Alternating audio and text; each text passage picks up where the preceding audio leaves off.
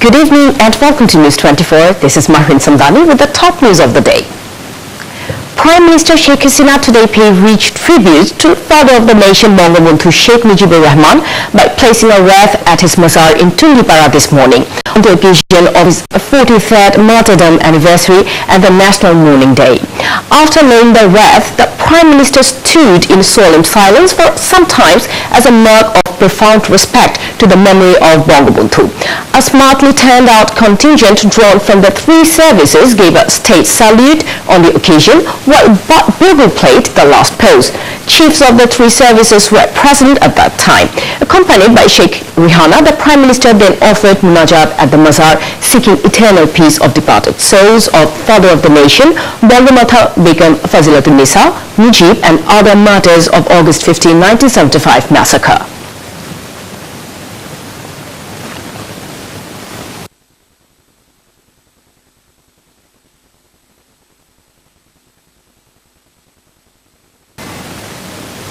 Earlier in the day, President Abdul Hamid and Prime Minister Sheikh Hasina today led the nation in paying homage to father of the nation Bangabandhu Sheikh Mujibur Rahman, marking the 43rd anniversary of his martyrdom. They paid homage to Bangabandhu by placing wreaths at his portrait in front of Bangabandhu Memorial Museum at Dhanmondi Road number 32 in Dhaka this morning. As part of the state program, the President and the Prime Minister laid wreaths separately at the portrait of Bangabandhu. Munajat was offered, seeking eternal peace of the departed souls of the 15 August carnage. Later, different social, political and cultural organizations also paid homage to Bangabandhu.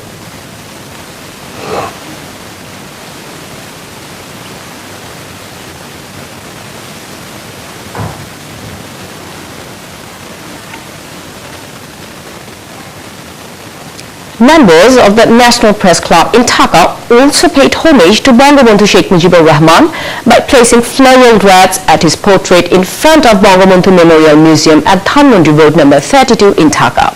The Press Club Memories, led by their General Secretary Farida Yasmin, placed a floral wreath in front of Bangabandhu's portrait at around 10:30 in the morning. Leaders of Dhaka-based Gopalganj Journalist Association also paid their homage to the great leader. During this time, they sought eternal peace for the departed souls of Bangabandhu and his family members.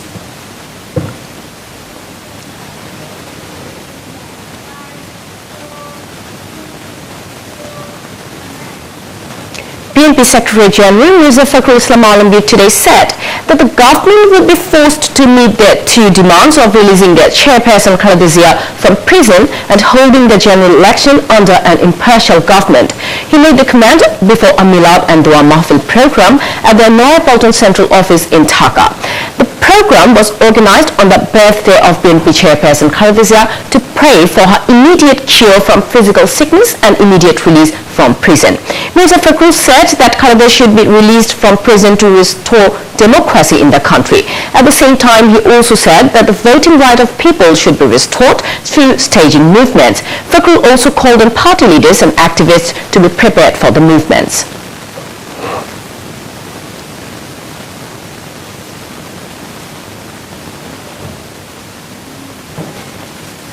The Indian High Commission in Dhaka is celebrating the 72nd Independence Day of India. A flag hoisting ceremony was held at the Chancery Complex of the Indian High Commission here, marking the day. Indian High Commissioner in Dhaka, Harshvardhan Shringla, among others, were present at the ceremony. After unfurling the tricolour, Shringla read out the President of India's message to the nation. More than 600 Indian nationals and High Commission officials were present on the occasion.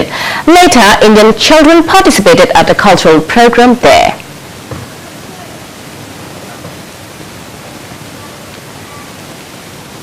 Export Promotion Bureau EPB authorities said that the total export income of July $3,581,400,000, which was 6.94% more than the target in 2018-19 fiscal year. The target of the first month of the present fiscal year was $3,349,000,000. The EPB reported that the total export income of July in 2017-19 fiscal year was $2,987,600,000. According to the information, the economic growth of this July is nearly 20% comparing to the previous year. As a unit sector, the income of the ready-made garment industry was 22% in July, but the export income of tannery products has decreased by nearly 22% in July.